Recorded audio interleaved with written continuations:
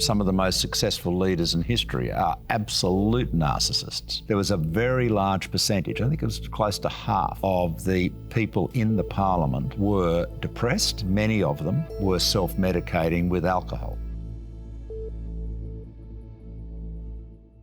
Hi, I'm Malcolm Turnbull, father, husband, grandfather, former Prime Minister, kayaker. You don't have to be a narcissist.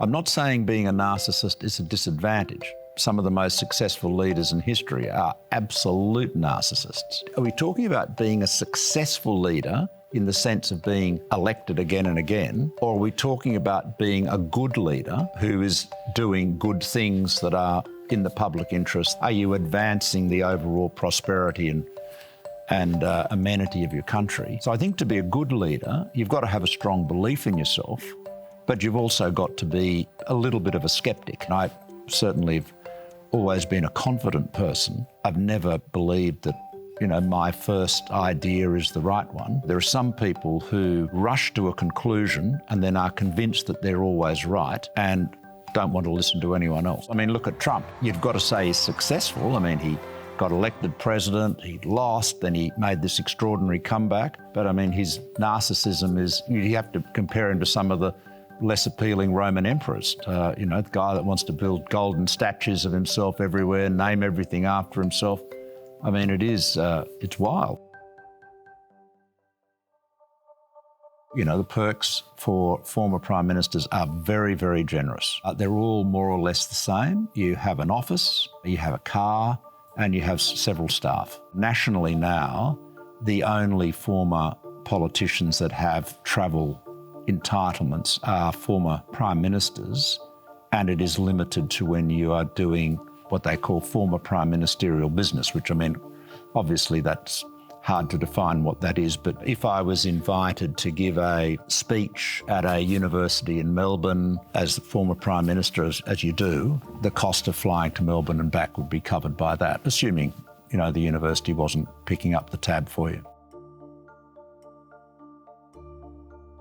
Being independently wealthy definitely helped. I went into Parliament when I was 50, by which stage I'd had a number of jobs. I had a legal career. If the Spycatcher trial made a best-selling author of Peter Wright, the case earned Turnbull a professional reputation which few lawyers in their early 30s could ever have hoped for. Being a partner of Goldman Sachs, I'd done a lot of things. So I go into Parliament and I've had a lot of experience doing things. I'd led the Republican movement. I wasn't politically naive. There is a tendency for people in Parliament, politicians, to be dazzled by wealthy people, by political donors. Being wealthy myself, because of our own success and good fortune, was a help. And it was one of the reasons why the sort of corporate world, some of the big moguls, the billionaire class, always had mixed feelings about me. They liked the fact that I came from the business world and I clearly understood the world of business and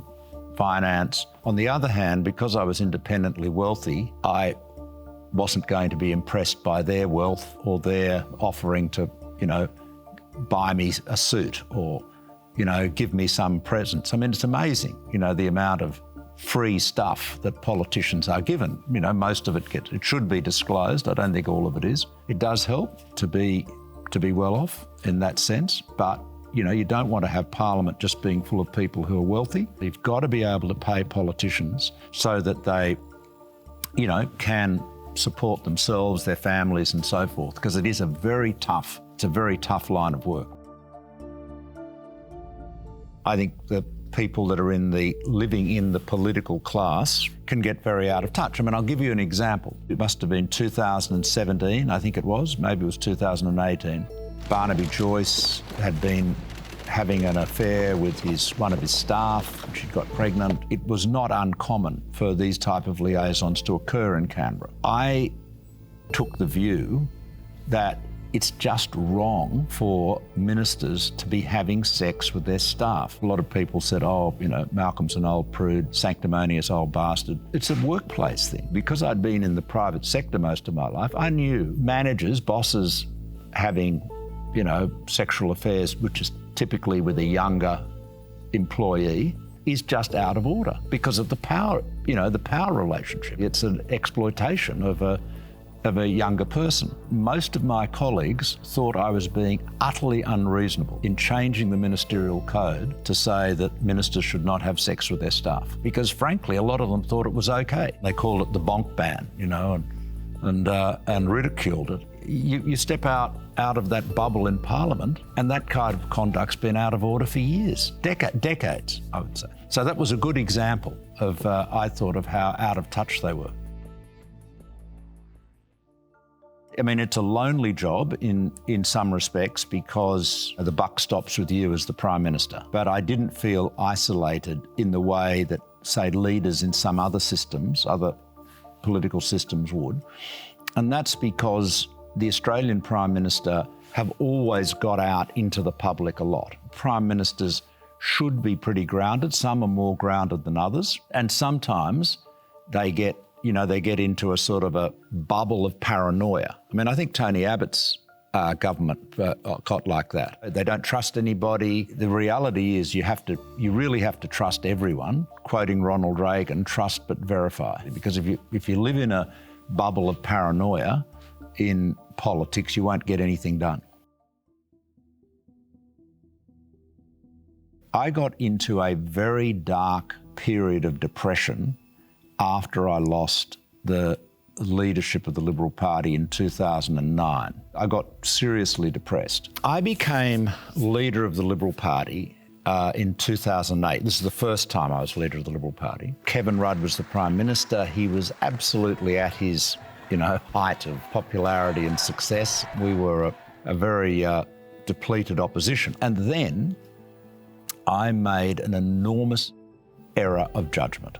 I was taken in by somebody who essentially had forged an email. There was a short email from the PMO which suggested Rudd's office had been involved in some impropriety. I ran very hard on that. If the Prime Minister and the Treasurer cannot immediately justify their actions, they have no choice but to resign. And it blew up, in my face. If when Parliament resumes, Mr Turnbull fails to produce this email, he has no alternative but to stand in the Parliament, apologise and to resign. I take the blame for being gullible, naive, credulous. It was a classic case of not being careful enough to check the facts, and I paid a very heavy political price for that, and that really damaged my credibility. Nonetheless, I remained leader, and I was sort of clawing back out of that pit that I'd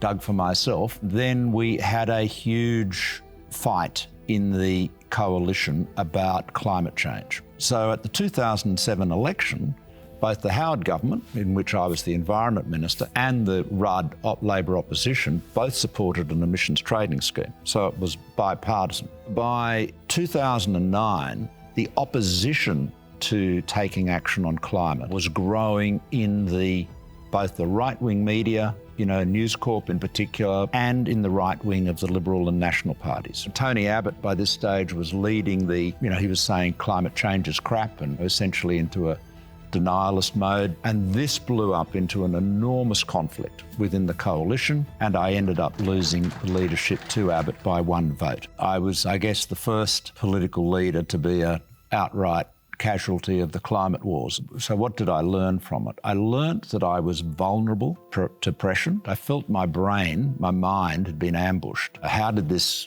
black dog, as Churchill called it, how did this come and get me? I mean, Mal Washer, who was a Western Australian MP, Liberal MP, and a doctor, was like the unofficial, GP in Parliament House. Mal said to me once that he thought there was a very large percentage, I think it was close to half, of the people in the Parliament were depressed. Many of them were self-medicating with alcohol. It isn't a very healthy workplace, I'm afraid.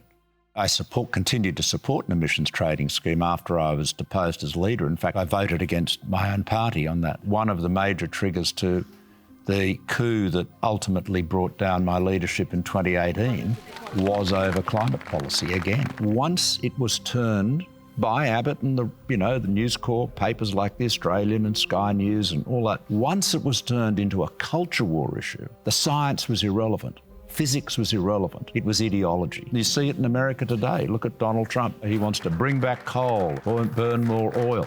And this is supposed to make America great again. It's insane. Anyway. The Prime Minister has security. There would typically be a couple of officers would accompany you. So if you're going on a bike ride, there'd be a couple of police who'd also be cycling with you, and there'd be a car not far away with an officer in it as well. But it's nothing like the kind of security bubble envelope that, say, an American president has.